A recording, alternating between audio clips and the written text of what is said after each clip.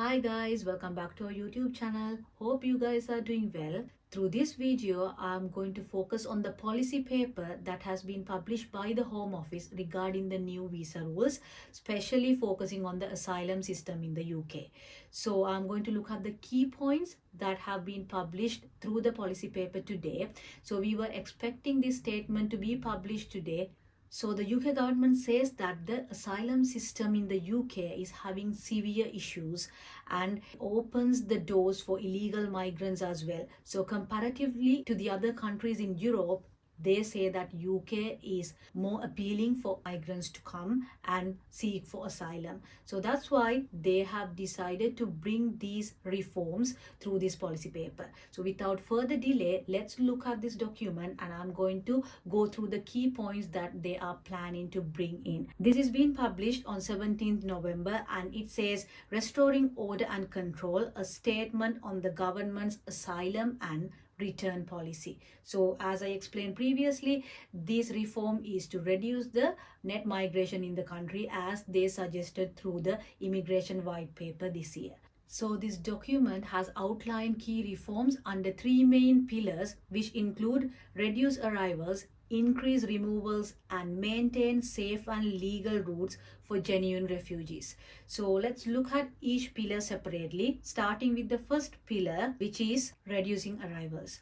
So it has three subsections, which include core protection for refugees, asylum support and accommodation, and tackling illegal working. So core protection for refugees, it has few points, but I'm going to look at the key points. So it says initial leave reduced from 5 years to 30 months, which means 2.5 years, renewable only if protection is still needed. So there will be a shorter time period of 30 months instead of 5 years, which is the current rule. Then there will be a longer path to settlement, which was mostly discussed in the previous few days. So no indefinite settled status until 20 years in the UK, with requirements to be set in a future consultation. So more details regarding this 20 years route will be published next year after the consultation. Then there will be protection work and study route, which means refugees can switch to this route if they obtain employment or commence study.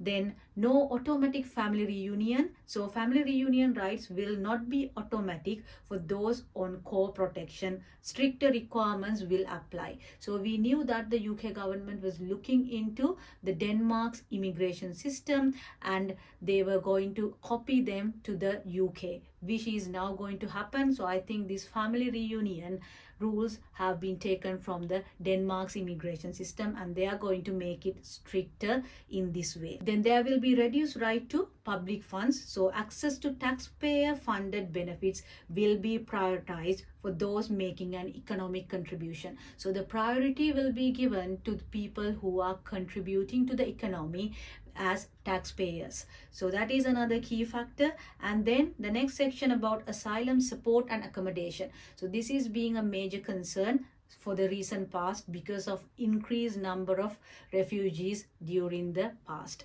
So there will be conditional support available for them, and also there will be contributions mechanism. Those with some assets or income will be required to contribute to the cost of their support. And also the main thing is ending hotel accommodation. So as I mentioned, this has been a major issue, and commitment to exit all asylum hotels by the end of Parliament, moving towards large sites such as military sites. So this is another plan that they have to end all hotel accommodation for asylum seekers, and they will be moving towards large sites.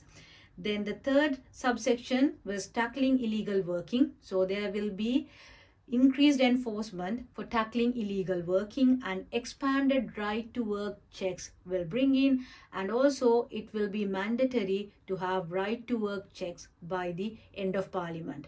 Then we can move on to pillar 2, which is about increasing removals. Again, it has few subsections including removing failed asylum seekers, visa penalties, appeals and legal reform, and human rights and modern slavery reform. Then If we are to look at the first one, removing failed asylum seekers, so resuming removals to more countries, so exploring enforced returns to countries like Syria where conditions have changed. So as I mentioned previously, the UK government is planning to review the status of the home countries from time to time, and that's why they have reduced the time period to 30 months instead of 5 years. And if they find out that the home country is safe, the refugees will be returned back to the home country. And then they will be imposing visa penalties, sanctions on countries that do not cooperate with the return of their citizens will be introduced. So the pillar 3 is safe and legal routes. The government emphasizes that legitimate refugees should still be helped. So the UK will continue to accept those genuinely in danger. So that is what is being highlighted in this section, and they say that annual cap on arrivals will be introduced. Home Secretary to set an annual cap on arrivals through safe and legal routes based on community capacity. So they will be looking into the legal routes, and they are focusing on reducing the illegal migration in the country. So that is what they have been highlighted through pillar 3 of their document.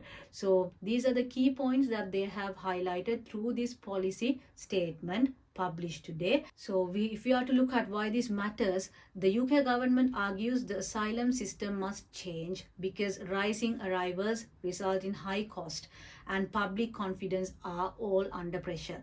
And the reforms aim to restore control at the border, reduce the pull factors driving irregular migration, speed up the removal of those with no legal right to stay, and ensure a fairer system in the country. So the UK government is planning to bring a strict asylum system, reducing the illegal migration in the country, and with the intention of helping the legal migrants who actually require the support.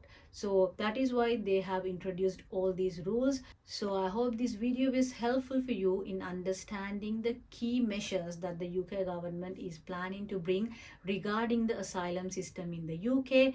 So thank you for watching the video, and see you soon with a new video.